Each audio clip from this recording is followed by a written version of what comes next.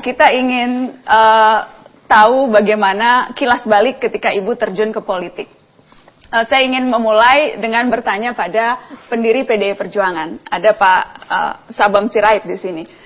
Kita tahu bahwa ketika itu Anda sempat katakan, Bu Mega ini kan orangnya keras kepala ya Pak. Saya ingat Pak Sabam sempat bilang, tetapi kemudian kenapa bisa luluh? Akhirnya mau terjun ke politik setelah... Ya, saya pernah bilang dalam sebuah pertemuan bahwa Mega itu keras kepala. Waktu mau pulang, dia bilang sama saya, Mega bilang, kalau nggak keras kepala bagaimana mengurus PDI kayak ginian.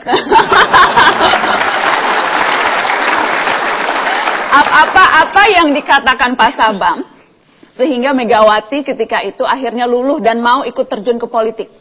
Saya kira begini, soal kepentingan, jadi bukan kepentingan Mega, bukan. Kepentingan dari PDI, belum PDI Perjuangan waktu itu. PDI Perjuangan yang membentuk Mega. PDI saya yang, kalau Mega, PDI Perjuangan Mega. Pendiri PDI. Jadi, waktu itu,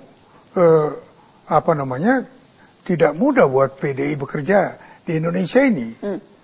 Bayangkan di Jambi, orang mau masuk PDI, diusir dari kampungnya. Di Jogja juga begitu, hampir di seluruh Indonesia. Betapa tidak mudah. Saya tidak mau lagi mengulangi itu sebenarnya pada waktu sekarang. Penderitaan apa yang dialami PDI 30 tahun. Untuk menghadapi, tapi kami tidak mau. Tetap kami ingin negeri ini, negeri kami, tanah air kami. Jadi membujuk Bu Meganya lewat cara apa waktu itu? Begini, saya pikir kami tidak bisa melawan keadaan yang demikian tanpa seorang pemimpin yang dugaan kami akan membantu PDI mengatasi keadaan PDI melawan ke rezim pada waktu itu. Dan itulah sebabnya saya memberanikan diri waktu ketemu di lapangan terbang Kemayoran, kalau saya tidak salah, saya bilang Mega, saya panggil dia begitu, sekarang kalian panggil dia ibu. Kalau saya waktu itu panggil dia Mega aja. Karena dia adik saya anggap. Jadi Mega, kau harus masuk partai politik. Begitu rumusannya.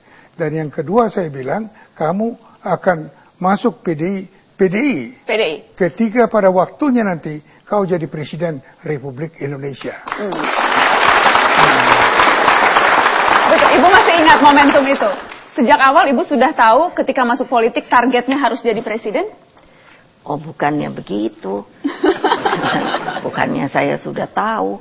Memang kan untuk apa masuk partai? Semua orang, makanya sekarang saya bilang banyak banget sih calon presiden. Ya itu kan targetnya memang. Jadi kalau di politik, tapi tentunya konstitusional, bahwa sebagai orang partai, ya memang yang paling harus diambil itu ya tentunya pimpinan nasional. Sehingga dengan demikian ya bukan saya saja yang akan berpikir demikian. Tapi bukan terus berarti saya masuk partai karena saya ingin jadi presiden. Ketika itu kemudian ada yang mengatakan Megawati itu berkhianat karena kan sudah komitmen seluruh anak-anak Bung Karno tidak ada yang masuk politik. Sebenarnya itu ada suatu kesalahpahaman bahwa kami itu tidak dilarang untuk masuk ke partai. Toh setelah itu adik-adik saya juga membuat atau ikut dalam partai yang lain. Tapi kan kalau itu dan itu media juga kan yang ngomong begitu, makanya kadang-kadang saya suka kesel dengan media kan tidak seluruhnya berkata jujur. Begitu ya Bu? Mata Najwa jujur malam ini Bu. Jadi konteksnya itu bukan berarti berkhianat atau melanggar komitmen keluarga ketika masuk politik. Kalau bapak saya masih hidup juga pada waktu itu pasti bilangnya juga masuk kamu. Masuk kamu. Ibu, ada banyak momentum politik yang diikuti atau terjadi pada partai yang Ibu pimpin. Masih mengganjal tidak Bu peristiwa 27 Juli untuk seorang Megawati Soekarno Putri? Ya tentu saja, karena yang sangat saya rasakan sampai hari ini juga masih suka kalau iseng berpikir, mengingat-ingat mengapa sampai di sebuah negara yang merdeka, yang namanya aparat, tentunya pada waktu itu yang kita lihat dari TNI maupun polisi, sampai harus diterjunkan. Nah, terbayangkan tidak, kita ini sebagai sebuah republik, itu sudah mengalami duka, itu banyak sekali. Jadi tiba-tiba kok bisa sampai terjadi ada sebuah peristiwa yang terkenal dengan nama 27 Juli tahun 96 itu. Nah, 27 Juli itu kan sebenarnya menurut saya dapat terselesaikan. Katakan, saya malah pernah bicara dengan senior dari militer.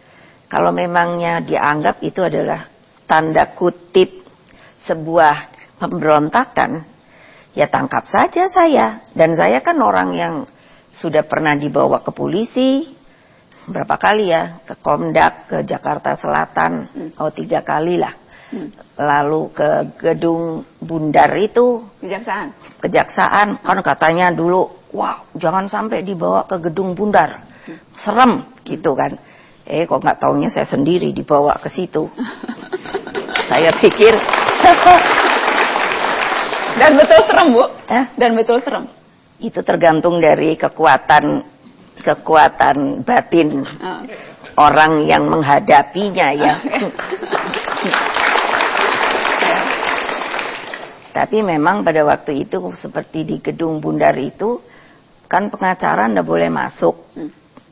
Saya sendiri, lalu yang nanya saya tuh kursinya 6. Kenapa saya bilang kursinya 6? Berarti kan ada 6 orang, tapi mereka kan enak. Ini bergantian.